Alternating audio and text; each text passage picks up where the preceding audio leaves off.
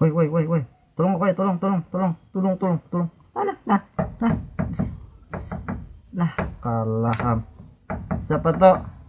Masuk, masuk. Assalamualaikum Hen.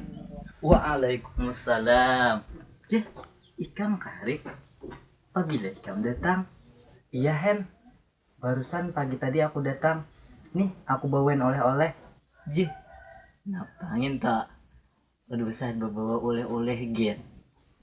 Ah, gak apa-apa lah. Kan kamu teman saya. Ini saya bawakan dendeng.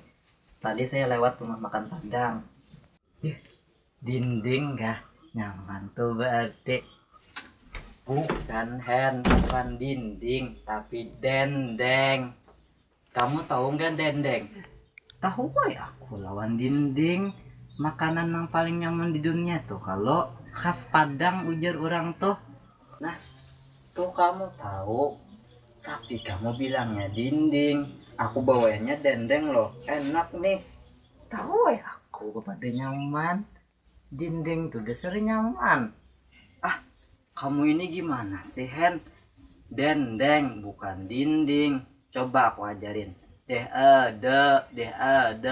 Eng dendeng bukan dinding. Coba kamu. Bisa ya aku? Ikan kira aku kada bisa membaca lah. Eng dinding.